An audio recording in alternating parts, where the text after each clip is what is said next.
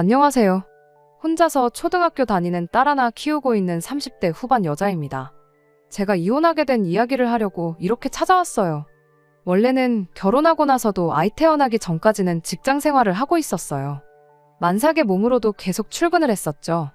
결혼하고 나니 남편이 다니던 회사 때려치고 아버님 돈으로 사업을 좀 해야겠다고 설레발을 치는 바람에 거의 3년 넘도록 남편이 벌어오는 수입이 없었거든요.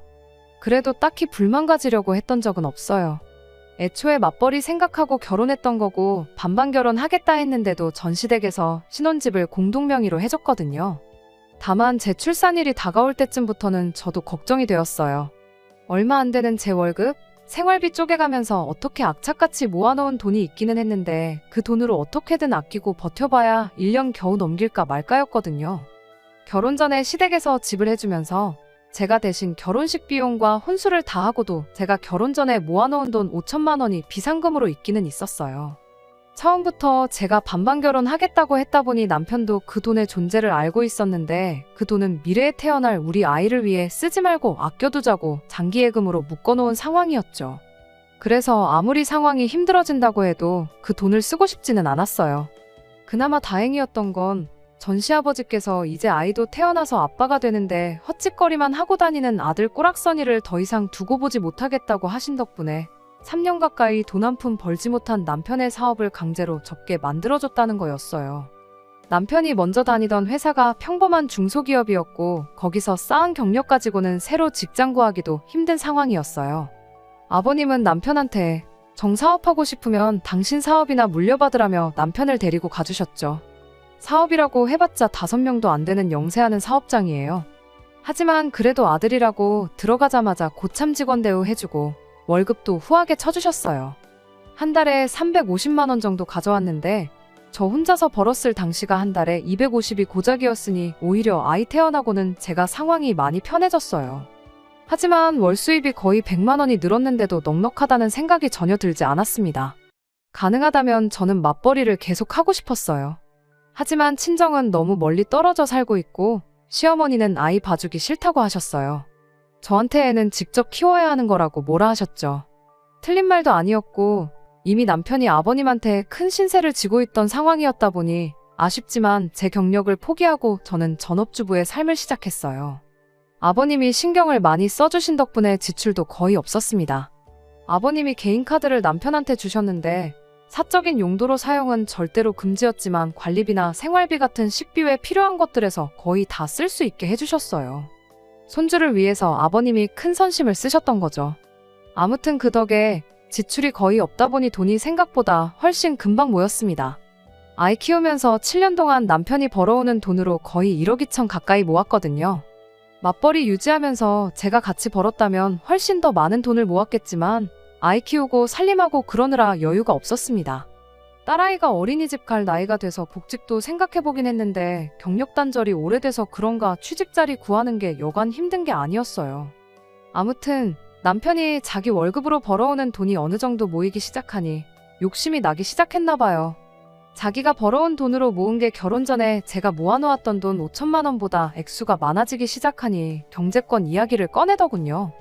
원래 제가 외벌이할 때야 외벌이였으니 돈 관리를 제가 했었고 아이 태어나고 남편이 아버님 사업장에 나가기 시작하면서부터는 또 제가 전업주부가 되었으니 돈 관리를 도맡아 하고 있었거든요.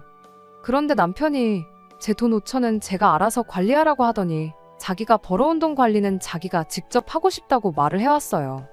남편이 원래부터 사업 욕심이 있던 사람이다 보니 솔직히 내키지 않았습니다. 괜히 돈이 어느 정도 모이면 또 잘 다니고 있는 아버님 회사 그만두고 자기 사업 차리겠다고 설레발을 칠까 봐서 말이죠.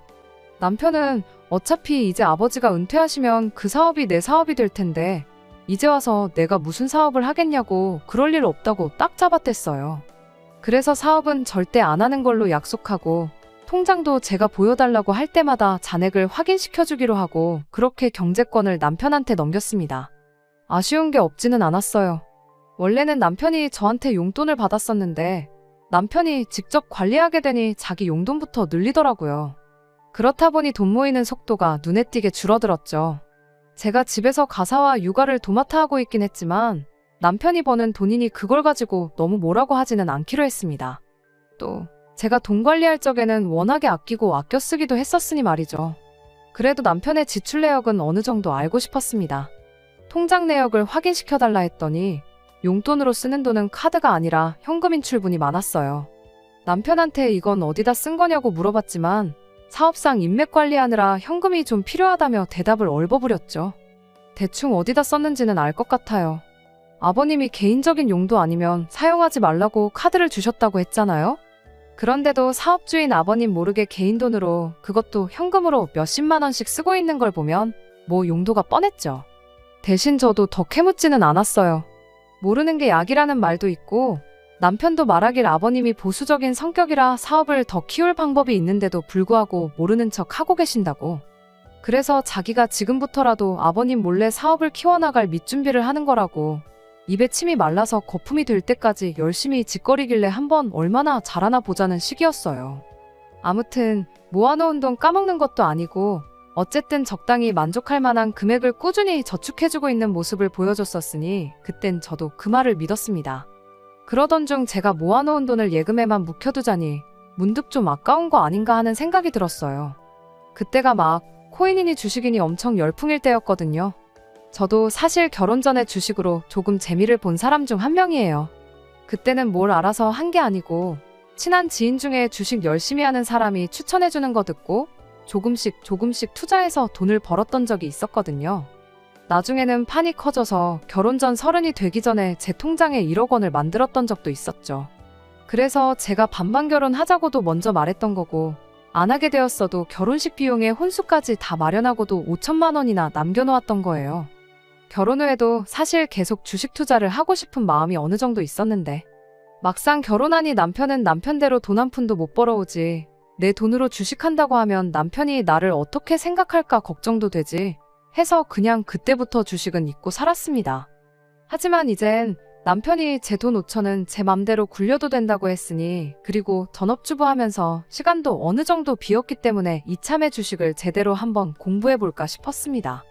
무엇보다 경력이 끊겨서 취직 못하는 아쉬움에 대한 보상심리도 컸던 것 같아요. 7년에 1억 2천이면 꽤나 잘 모은 편이라고 생각하지만 날이 갈수록 서울 집값이 상승하는데 적어도 우리 부부 노후자금 빼고도 우리 딸 결혼할 때 뭐라도 하나 해줄 돈은 있어야 하지 않겠나 싶더라고요. 아이 학교 보내고 집안일 다 끝내놓고 나면 시간이 꽤나 남는 편이라서 제 나름대로 관련 인터넷 강의도 찾아보고 책도 사고 열심히 머리 싸매고 공부를 했죠.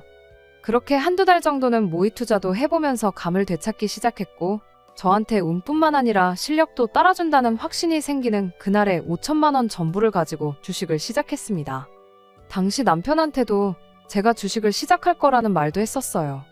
제가 관심 있어 하던 투자 종목 몇 개도 설명해줬죠. 혹시나 안 좋게 생각할까봐 미리 말한 것이기도 하지만 허락을 구하는 게 아니라 제 미래 계획을 설명해줬던 거죠. 어느 정도 자신도 있었고 남편도 이제 자기 돈을 따로 관리를 하고 있었으니 관심 있으면 내가 정한 종목에 같이 한번 투자를 해보겠냐고 물어봤습니다. 그때 남편은 콧방귀를 뀌며 아줌마가 주식은 무슨 주식이냐고 비웃었어요. 옆집 아줌마가 주식을 사면 그때는 돈을 빼야 한다는 말도 못 들어봤냐고, 개나 소나 주식해서 돈 번다니까 눈이 혹했나 본데 괜히 있는 돈 날리지 말고 은행에 고이 모셔두라는 소리를 하더라고요. 투자에 100% 확신이 있을 수는 없죠. 공격적인 투자보다 안전한 은행 예금이 좋다는 남편을 말릴 생각은 없었지만 말 한번 참 서운하게 한다 싶었습니다. 하지만 그런 남편의 생각과는 다르게 결과가 참 좋았습니다. 5천만 원으로 시작한 제 돈이 반년도 안 돼서 7천만 원으로 불어났거든요. 5천만 원으로 시작했으니 본전은 다시 예금에 묶어두고 이제 그 2천만 원만 굴려볼까 그런 생각을 하던 찰나에 또 몇 가지 종목을 보니까 확신이 생기는 게 있어서 반대로 그 2천만 원을 예금에 놓고 원래 시작했던 원금 5천을 굴려야겠다는 생각이 들었어요. 반년 만에 2천만 원 만들어낸 자신감 때문에 그랬나 괜히 용기가 생기더라고요. 잃어봤자 절반이다. 2천만 원은 아예 벌었던 적도 없는 돈이라고 생각하자 다짐하고 나름 리스크 관리도 했습니다. 그런데 제 확신은 보기 좋게 빗나가고 말았죠. 찔끔찔끔 올라가던 주식이 다음날 아침에 아이 학교 보내고 집안일 마치고 나서 점심때쯤 확인해봤더니 한 번에 10%가 빠졌더라고요. 묶어둔 돈 2천만 원을 생각 안 하면 이미 손해를 본 거나 마찬가지니 저는 좀 더 버텨보기로 했어요. 처음 다짐했던 대로 제 자본금이 절반이 되는 순간 평생 주식은 쳐다도 보지 말고 살자는 생각으로 두고 보기로 했습니다. 그런데 문제는 제 주식이 회복을 하기는커녕 또 찔끔찔끔 빠지기 시작하더니 한 달 뒤에는 거기서 또 10%가 빠져버렸습니다. 남편은 그럴 줄 알았다며 어떻게 소 뒷걸음질에 개구리 한 마리 잡은 걸 가지고 실력이라고 착각해서 있는 돈도 날려먹게 생겼다며 비아냥거렸죠. 그냥 1,000만 원 벌은 걸로도 잘한 거니까 이참에 큰 교훈 하나 얻었다 생각하고 털고 나오라고 끝까지 저를 놀리더라고요. 그때는 그냥 리스크고 뭐고 오기가 생겨서 빼기가 싫었어요. 내 돈 5,000만 원 포기하는 한이 있더라도 끝까지 들고 가자는 생각이었죠. 그래서 은행에 예금해뒀던 그 2,000만 원까지 꺼내서 소위들 말하는 물타기를 시작했죠. 남편은 끝까지 저를 두고 장난칠 생각밖에 없더라고요. 나중에 다 잃고 나서 나한테 돈 달라고 하지 말아라 하면서 말이죠. 하늘은 참 무심하게도 제 주식만 계속 내리는구나 싶었어요. 하지만 그때는 저도 제 눈이 틀리지 않았다는 걸 남편에게 증명해주고 싶어서 나중에는 남은 돈까지 탈탈 털어서 주식을 추매했습니다. 그날부터는 스트레스 때문에 일부러 주식 잔고는 확인도 안 했어요. 그냥 죽어라고 경제 관련 기사나 뉴스 찾아보고 다른 투자처를 찾는데 여념이 없었죠. 그러다가 얼마 지나지 않아서 시어머니가 아는 분들과 놀러 나갔다가 손목을 크게 다치시는 일이 있었어요. 큰 부상은 아니었지만 집안일을 할 수 있는 상황이 아니셔서 아침에 아이 학교 보내고 제 집안일 하고 나면 시댁으로 출근을 해야 했습니다. 시어머니 대신 집안일 도와드리고 식사 준비도 해놓고 해야 했으니까요. 말씀드렸다시피 당시 아버님께 큰 신세를 지고 있던 거나 다름이 없었기에 저는 이걸 시집살이라고 생각하지는 않았어요. 오히려 갚을 길이 없었는데 이렇게라도 도움을 드리니 다행이다 싶었죠. 대신 그렇게 아침에는 저희 집, 점심에는 시댁 가서 집안일이며 음식이며 해야 했다 보니 어머님 손목이 괜찮아질 때까지 주식은커녕 관련 뉴스 찾아볼 시간도 없었습니다. 그런데 시어머니 손목이 다 나음과 동시에 아주 대박이 터져버렸어요. 제가 투자하고 있던 회사에 엄청난 호재가 생기게 된 거예요. 일부러 꾹 참고 안 보고 있었는데 그 소식을 들으니 주식 잔고를 확인하지 않을 수가 없더라고요. 아니나 다를까 정말 대박이라는 말밖에 할 수가 없을 만큼의 수익이었습니다. 7,000만 원을 있는 그대로 꼬라박은 제 주식이 거의 5배 가까이 불어나 3억이라는 거액이 되었거든요. 그때는 저도 더 욕심부리면 안 되겠다 싶어서 그냥 털고 나왔어요. 여담이긴 하지만 그때부터 계속 쥐고 있었다면 지금은 거의 7억 정도 되는 거액이라는 게 아쉽긴 하네요. 하지만 그때는 그게 최선의 선택이었으니 후회는 없어요. 이미 수익은 낼 만큼 냈으니까요. 정말 스스로도 대견스러우면서도 놀라웠죠. 저희가 7년 동안 끔찍하게 모아서 1억 2천을 모았는데 저는 거의 1년 조금 넘는 기간에 그 2배 이상을 만들어냈으니까요. 월급 200원짜리 받던 나도 이렇게 큰 돈을 벌 수 있었구나 하는 성취감도 들었고 아직 많이 모자라긴 하지만 이젠 이걸 자본 삼아 부동산 쪽으로 투자를 하면 적어도 우리 딸 하고 싶은 공부가 있으면 유학을 보내주던 아니면 결혼할 때 떡하니 집 한 채를 사주던 해줄 수 있는 건 다 해줄 수 있겠구나 싶었습니다. 그 와중에 남편은 그 큰 돈을 벌었다는데도 전혀 기뻐하는 반응을 보이지 않았습니다. 오히려 얼굴에 그늘이 가득했죠. 응당 기뻐해야 할 소식에 조금도 밝은 표정을 보이지 않는 남편을 보니 괜히 걱정이 되기 시작했어요. 혹시 직장에서 무슨 일이 있었나, 아버님 몰래 사업 키운다고 뒷공작하고 있던 게 잘 안 된 건가 싶어서 같은 회사에서 저만큼 남편과 시간을 오래 보내는 게 아버님이었기에 혹시나 싶어 시아버지께 전화를 해봤어요. 그런데 오히려 아버님은 저한테 묻고 싶었다고 하더라고요. 집에 무슨 일이라도 있냐며.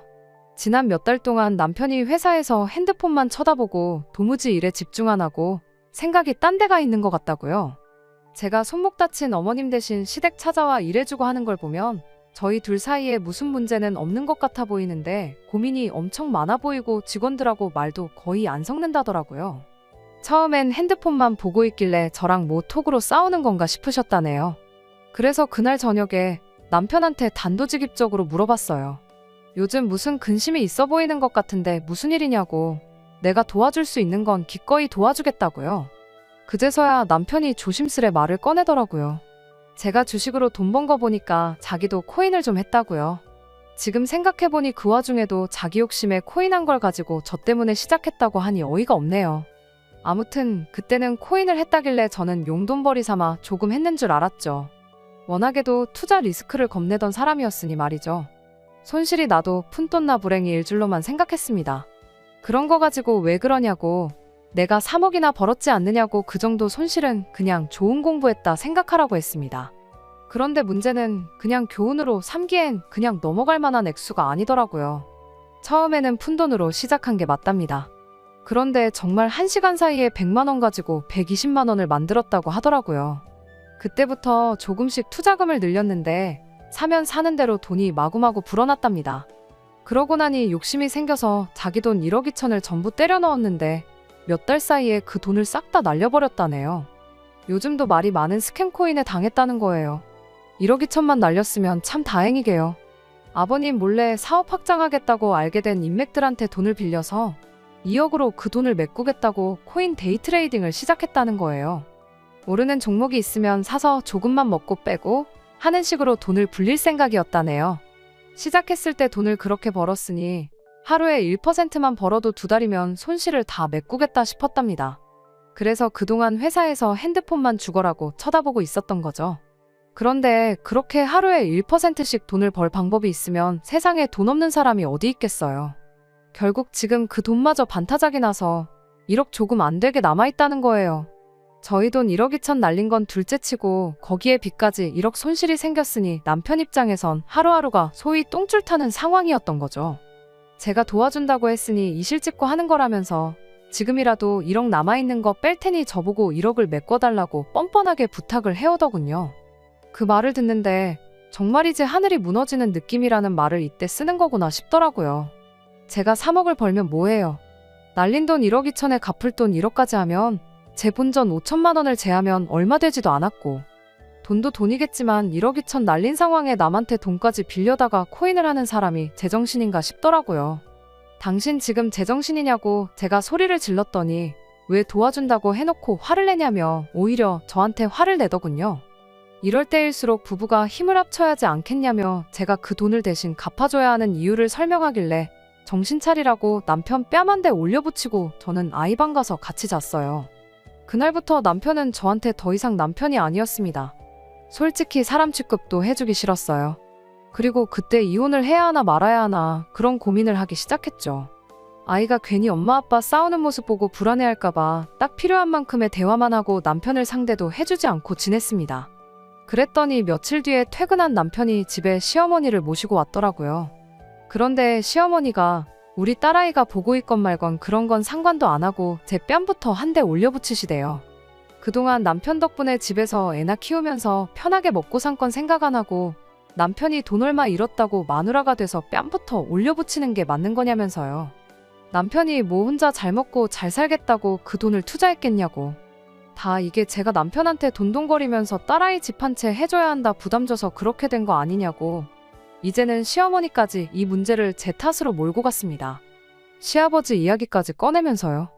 아버님 사업이 뭐 시작했을 때부터 잘 된 줄 아냐고. 다 사람 삶에 우여곡절이 있는 거고 그걸 부부가 같이 견뎌냈으니까 지금 이렇게 잘 살고 있는 거라고 하면서 인생에 큰 교훈 얻었다고 생각하고 날려먹은 남편 돈 1억 2천은 그냥 없던 돈인 셈 칠하시더군요. 그리고 저도 주식 같은 거 이제 그만하랍니다. 돈 몇 푼 가지고 그렇게 유세를 떠니까 남편한테 큰 소리 치는 거 아니냐고. 유세 부리려고 돈 버는 거면 그딴 돈 필요 없으니까 괜히 남편 기죽게 만들어서 될 일도 안 되게 만들지 말고 여태껏 한 대로 남편을 떠받들고 살라더군요. 불과 얼마 전까지 손목 때문에 고생하는 시어머니 도와드린다고 제가 시댁에 들락날락 했을 때만 해도 너 같은 며느리 세상에 또 없다며 저한테 고맙다고 하시던 분이 맞나 싶더라고요. 그런데 듣다 보니 뭔가 이상하더라고요. 처음 싸움의 발단이 남편이 코인을 해서 1억 2천을 날린 것도 문제지만 사실 더 큰 문제는 그걸 2억이라는 거액의 빚까지 져가며 했다는 데 있었거든요. 그런데 자꾸 그 빚 이야기는 빼놓고 1억 2천 없던 돈인 셈 치라고만 말을 하시길래 제가 어머님한테 한마디 물어봤어요. 남편이 저 몰래 2억 빚까지 만들어서 거기서 1억 날린 것도 갚아달라는데 그건 알고 계시냐고요. 시어머니는 제 말을 듣더니 흠칫하고 놀라더라고요. 반응을 보아하니 남편이 자기 유리하게 저한테 뺨 맞은 이야기만 했던 것 같고 정작 중요한 사실은 말을 안 했던 거죠. 하지만 당황한 것도 잠시 시어머니는 돈보다는 사람이 우선이라며 어차피 앞으로 남편이 아버님 사업 물려받게 되면 돈도 지금보다 더 많이 벌어올 거 모르냐고 저한테 다시 큰 소리를 치더군요. 그때 이제 제가 무슨 소리를 한들 이 집에 내 편은 없구나 싶었어요. 제가 시어머니 다쳤을 때 잘한 것도 어떻게 보면 남편 덕에 제가 편하게 먹고 사는 거니 그 정도는 당연히 해야 하는 거라 생각하셨던 거고, 고맙다는 말도 제가 남편 기 살려줄 때나 인사치레로 해주는 거였구나 싶더라고요. 그래서 저도 그동안 고민만 하고 있던 말을 입 밖에 꺼내줬어요. 남편이 기 안 죽고 당당하게 살아갈 수 있도록 제가 이혼해주겠다고요. 시어머니는 제 이혼 이야기를 듣고도 아주 이젠 할 게 없어서 이혼 가지고 시어미 협박질을 하냐며 이혼할 테면 하라고 큰 소리를 치시더라고요. 이혼하지 말라고 허락 안 해줘도 할 생각이었다고, 남편 앞으로 생긴 빚 1억은 어떻게 한번 잘 갚아보시라 말하고 했더니 그제서야 시어머니도 남편도 제가 진심이라는 걸 알게 된 건지 갑자기 조용해지더라고요. 그러지 말고 온 가족이 머리를 맞대고 좋은 방법을 찾아보자면서요. 뭐 별거 있나요? 주식으로 돈 편하게 벌었으니 그 돈으로 갚아줘라, 그딴 소리나 하겠거니 싶어서 차키만 뺏어서 친정으로 향했습니다. 애 학교는 보내야 하니까 차는 가져가겠다 하니 아무 말도 못하더라고요. 제가 기어이 아이 데리고 친정으로 향하고 나니 그때부터 시어머니한테 전화기에 불이 날 정도로 연락이 왔어요. 그제서야 시어머니도 현실을 깨달으신 것 같더라고요. 하지만 저는 아랑곳하지 않고 선언한 대로 이혼 서류 작성해서 집으로 보내고 착실히 이혼 준비를 시작했지요. 나중에 가서는 시어머니가 양육권 가지고 앞으로 애는 볼 생각 말라고 생트집까지 잡았는데, 막상 이혼이 확실시되니까 남편도 현실을 깨달은 건지 아무 말 없이 양육권을 저에게 넘겼네요. 제일 걱정했던 게 아무래도 재산 분할이었어요. 이혼은 이혼대로 하는데 제 돈은 돈대로 줘야 할까 봐서요. 그 돈이면 남편 빚은 갚을 수 있었을 테니 말이에요. 그런데 혼인기간도 길었고 또 제가 외벌이로 신혼 초기에 돈을 벌어왔던 점, 그리고 가사와 육아를 저 혼자 도맡아 했던 거에 더불어 그간 모아놓은 돈을 남편이 전부 날려먹은 것까지 전부 기여도가 참작이 되어서 시아버지가 사준 집이었지만 집 또한 재산분할 대상에 포함되는 바람에 제 걱정과는 다르게 저한테는 되려 이득이었어요. 얼마 전에 시아버지한테 연락이 왔었습니다. 남편 빚은 집 팔아 갚았고 당신이 땡전 한 푼 도와주지 않았다고요. 그리고 저렇게 정신머리 없는 놈한테 당신 사업을 물려줄 생각이 싹 사라졌다며 사업장에서 남편을 쫓아내셨다네요. 아버님 몰래 뒤에서 사업 확장해본다고 이 사람 저 사람 만나고 다니며 접대하러 다닌 것도 아버님 딴에는 건방지고 기분 나빠서 절대 남편을 다시 쓰지 않을 계획이라는 말까지 해주셨어요. 그래도 집 팔아 빚 갚고 남은 돈은 도로 가져가지 않으셨답니다. 그래도 하나뿐인 자식이니 이해는 갔어요. 사업 욕심이 있는 녀석이니 이번 일로 정신 차렸거든 뭐라도 하지 않겠냐는 기대를 하시네요. 저야 뭐 이혼까지 한마당에 거기서 싫은 소리 하고 싶지도 않았고 그냥 잘 됐으면 좋겠네요 하고 대답해줬습니다.